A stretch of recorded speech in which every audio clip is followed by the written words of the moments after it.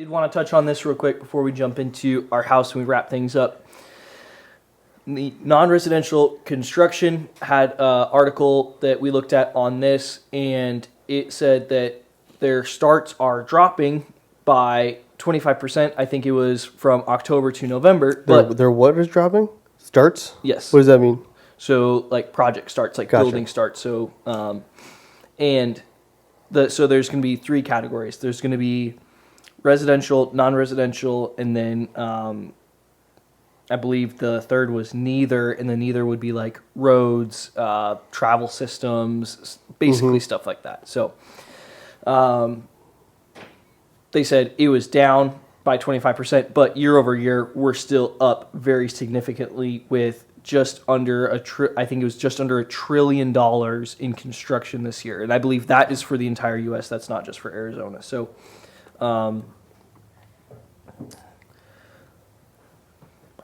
I was trying to wrap my head around what do I think as far as that $1 trillion mark, because I think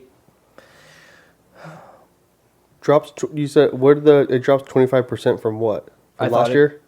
I believe it was the last month. Okay. Yeah, and it should be in the link right there too if you want to. But year over year, it's up. Oh yeah, it was still up very considerably too. So yeah, it was, because commercial non-residential, those when we had low interest rates, it was also low for the big business loans, commercial construction. And one of the ways that the feds try to, curve the inflation is that they significantly raise it's more expensive to get a business loan or commercial construction loan, so it's not worth it. So I think that's also why you see the drop in the 25% is because they just keep getting higher because they're trying to curve that inflation. Yeah. So it's not worth it. So, if the interest rates start coming back down, you might see it go back up a little bit. Yeah. But I think that during the past 2 years, that's when the interest rates were so low that the businesses were going out there and just getting as many loans as possible and just getting things going. Yeah. Which I think too, the demand was high. The demand still is high for a lot of these buildings. There's a lot of projects. We've got stuff going on here, and some of them are like that chip manufacturing factory. I believe my brother was saying that got taken from, what was it going to be, like a $2 to $4 billion build to now it's going to be a $10 billion build. So obviously, like when we're talking up to $1 trillion, is $6 billion really going to make it up? No, not really. But when you start having that, we're talking about one project in one state, and that's going to be on the commercial side. And that $1 trillion is made up of all three sectors. So, because I believe, if I remember correctly, it was just under 400 for residential, just under 400. This is billion for commercial, and then under 300 for the neither. So, do you have any thoughts on this?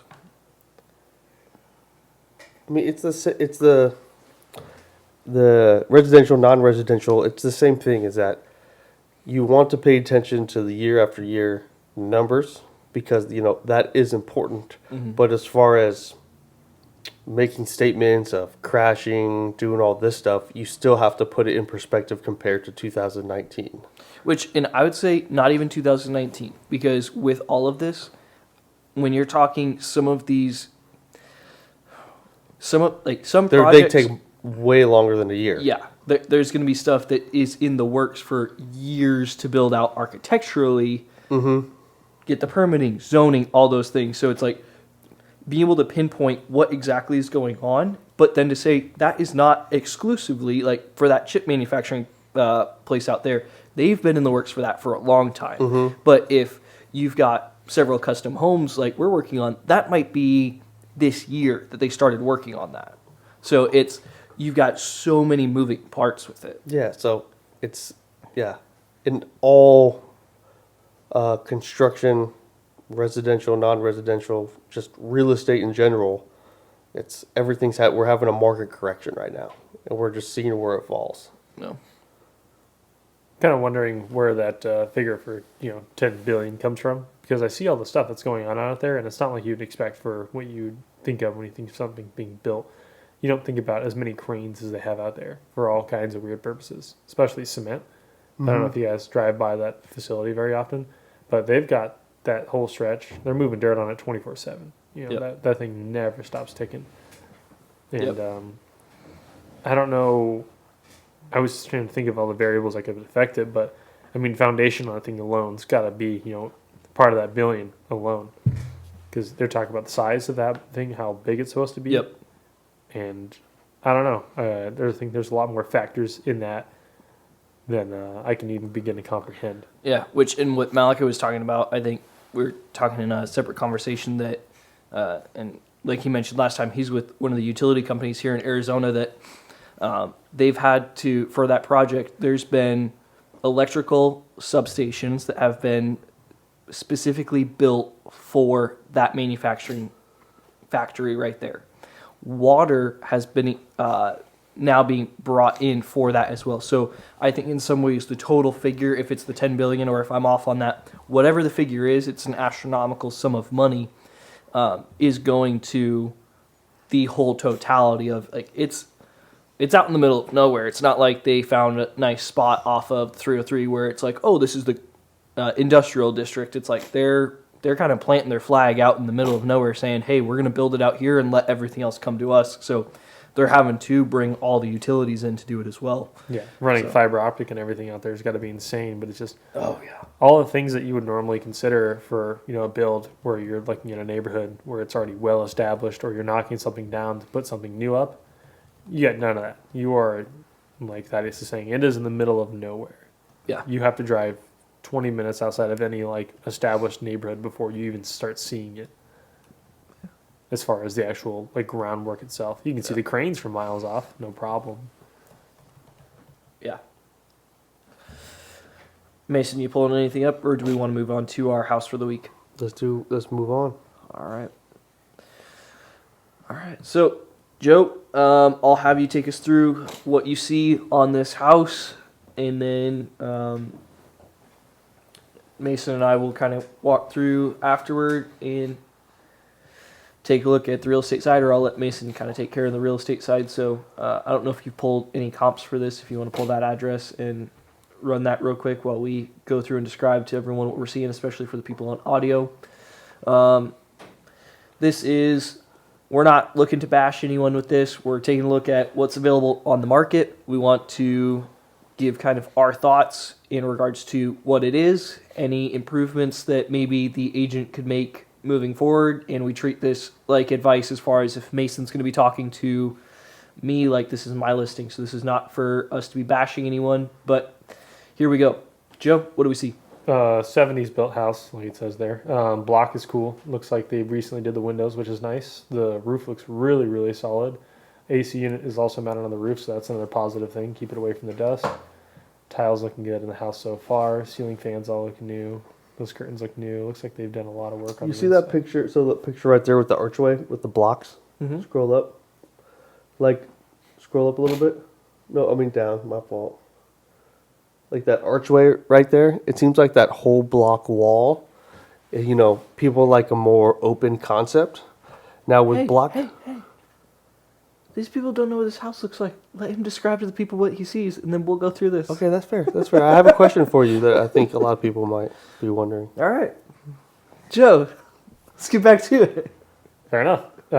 He's probably raising a valid point there, though. And it does look like that the archway was built with the intention of being there while they're building the house. I don't think you could undo that very well unless you're trying to do a square opening or maybe get rid of the wall, but there's a good possibility it's structural being that it is blocked. See, that was my question. Yeah. Is that if somebody wanted to make it more open, like with block homes like that where they have random block walls running through the middle of the home, not on the outside, is that a structural thing, or is that something that could possibly be taken down? So there is power in that wall, which I think is kind of interesting. So you very well could get in there potentially.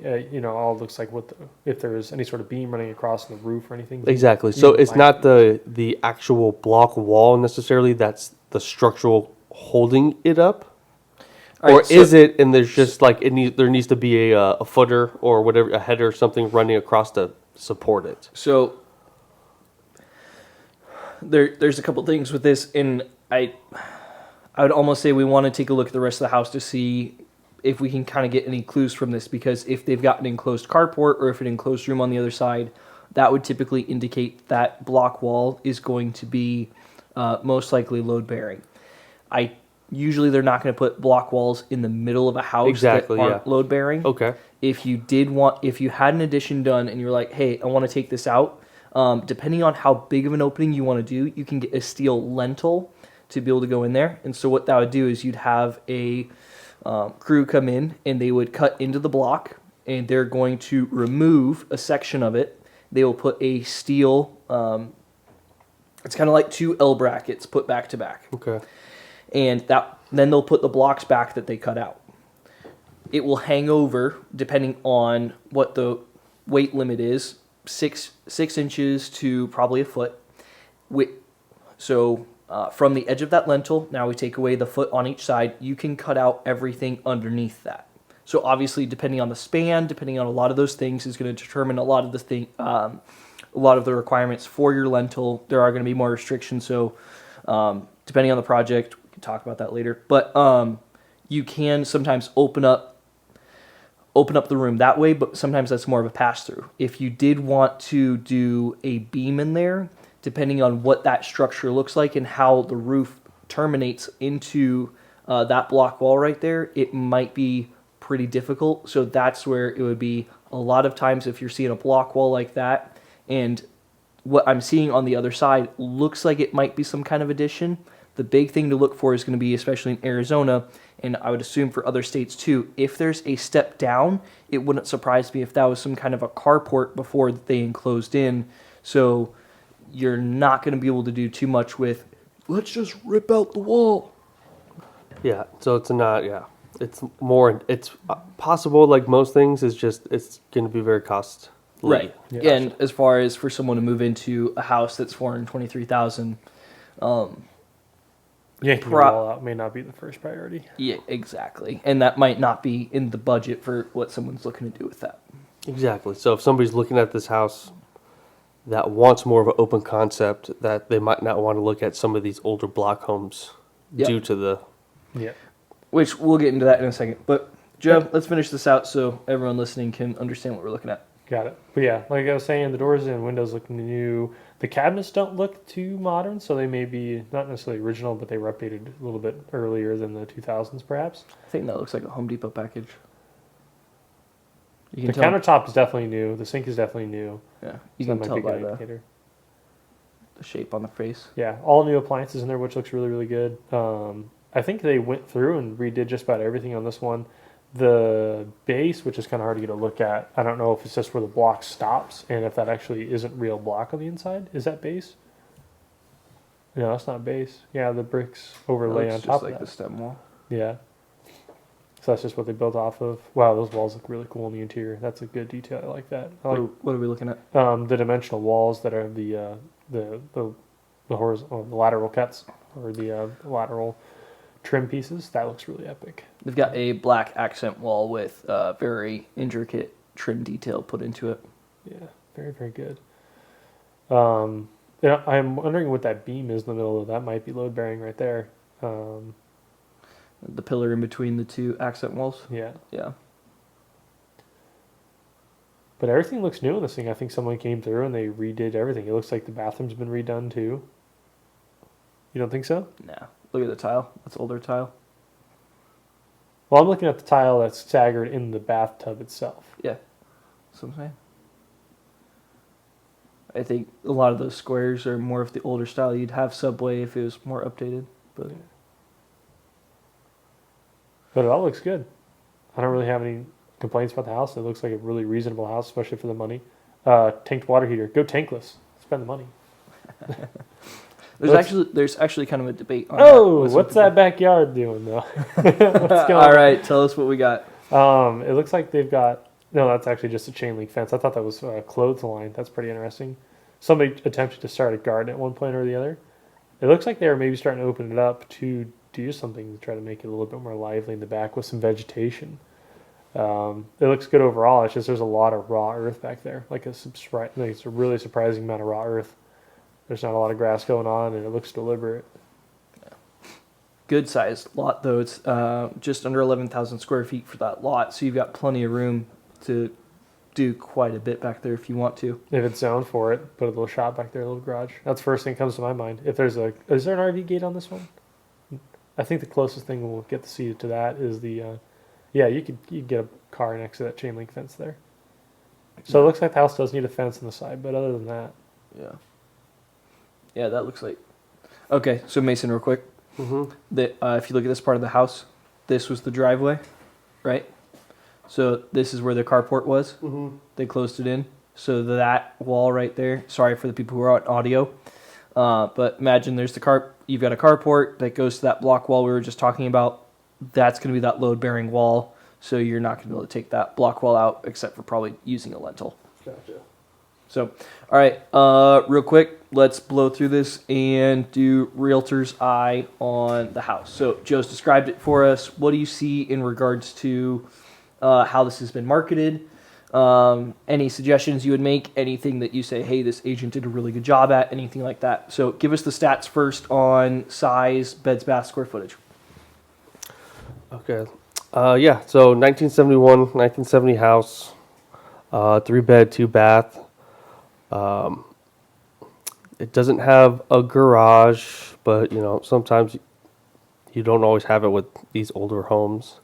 They got rid of the carport to extend the square footage of the home, but you don't have a carport or a garage, which could be a minus out here in Arizona during the summer days. hope you don't like your paint. Yeah, you said it's almost 11,000 lot square foot.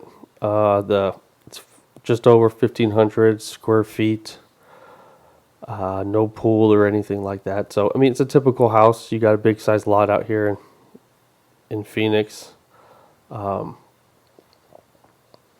The Phoenix market for these types of homes, like these can be sought after. Like people like the brick homes. They like the archways, the way that they were built, and also just the location of the home. Yeah. So, for a Phoenix home, it's a decent home. It needs some upgrades and stuff like that. Can you pull up the photo with the water heater one more time? Mm-hmm. I noticed something in there. I'll pull it up I'll talk about it when you're done. Yeah, so real quick on this too, as far as we're looking at the photos and then I double checked it on the deed, it looks like this is going to be a flip. And we can kind of tell based on some of the finishes, they've gone through painted, you've still got stickers on appliances. Usually a homeowner's not going to be doing that just out of the goodwill of their heart unless there has been an issue with their appliances previously. But yeah, so yeah, Joe, water heater. So here's something that isn't in the room that you guys will both pick up on pretty quickly, where that water heater is now. Thaddeus, you've coincidentally got your cursor right over top of the big giveaway I'm looking at here. Mm-hmm. That's the washer box. Yep. So that's Where gonna be, you that's would gonna be typically with your expect to washer find and your washer or dryer, because you get your 220 to the left of that, not to the immediate left, but just one over Yep. for your dryer. So, and that's going to be typical, like we said, as far as they renovated this house, they're looking to flip it. So a big thing for this is if you notice a house is vacant, everything looks new inside, and then if you guys are watching on video, obviously this is something I'm picking out just because I've seen it a lot where with our jobs, we're in Home Depot quite a bit. These are Home Depot cabinets, so that means that they're a nice cabinet. Doesn't mean they're a bad cabinet, but they're relatively generic. They're easy for the person to source them so that they're not waiting on huge lead times. But at the same time, so if you're looking at photos for a house and you see some of these items come up, I would be very interested in going and seeing it in person, just because there's usually the photographers do a very good job as far as helping us out as realtors. If there's any issues, then they're not going to be highlighting those in the pictures. But for flips especially, I want to go out and see, hey, if they did a good job, the details are going to be taken care of. If not, then it's you never want to walk in blindly to a flip home. Mason, any final thoughts on this real quick?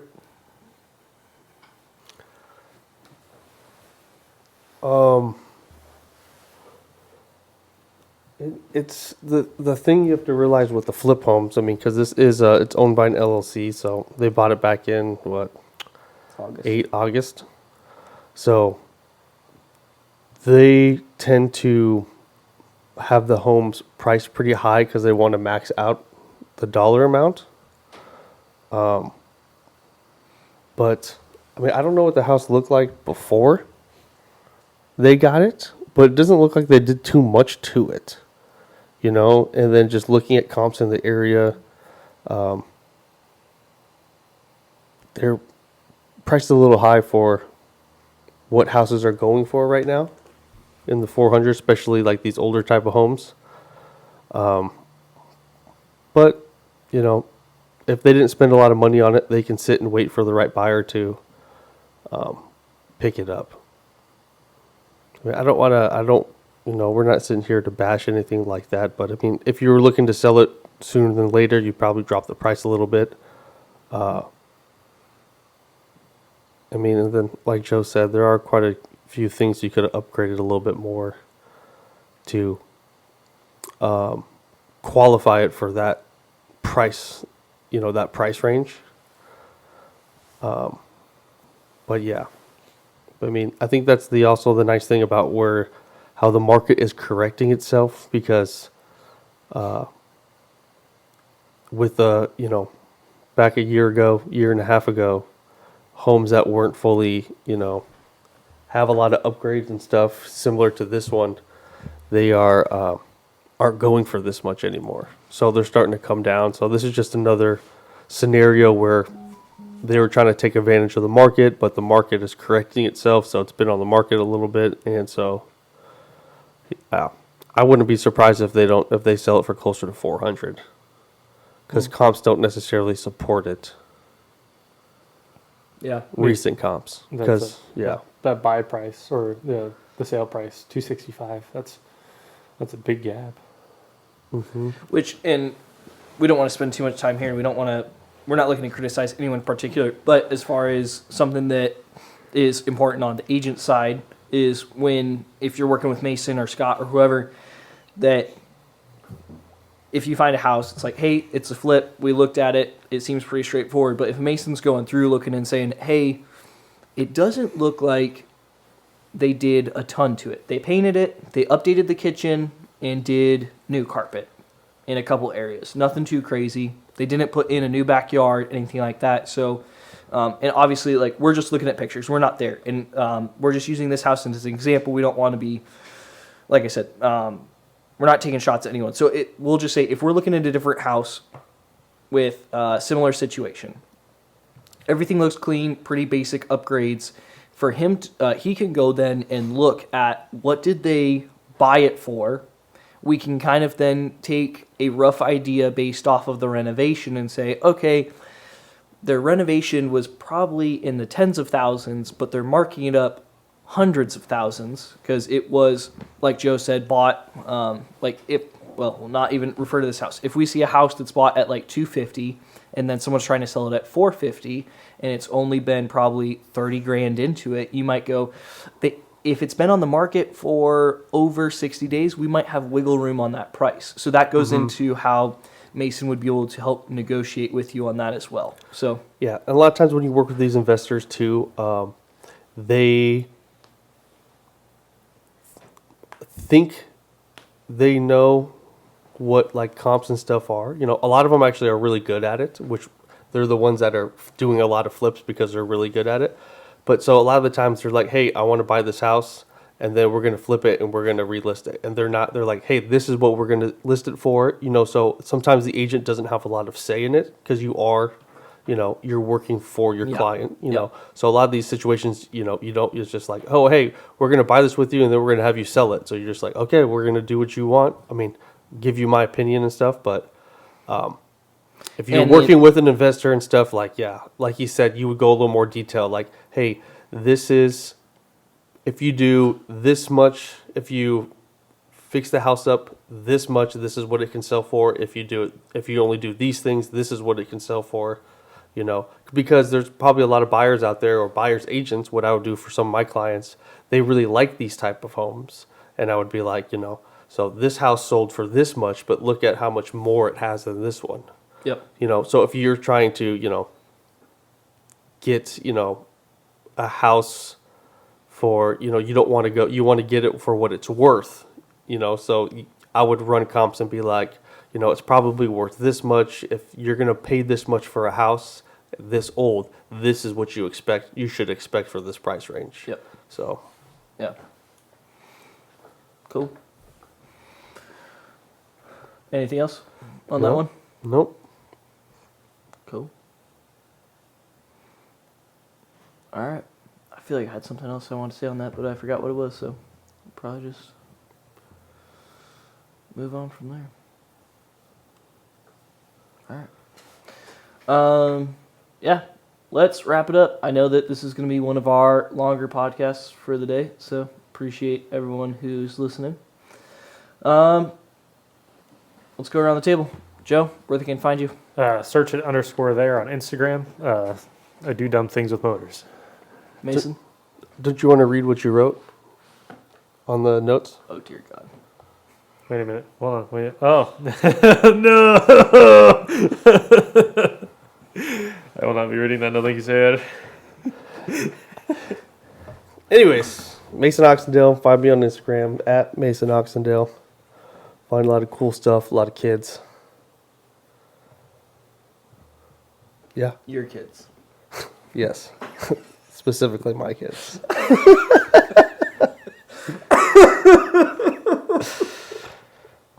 All right, we need to get out of here. Okay. I'm Thaddeus Claus. You can follow me at ThadAZ Realty for what we're doing in real estate, at SITO _building for what we're doing in construction. If you guys need a recommendation for real estate professional or construction professional here in the state or out of state, let us know. We're going to try and take care of you.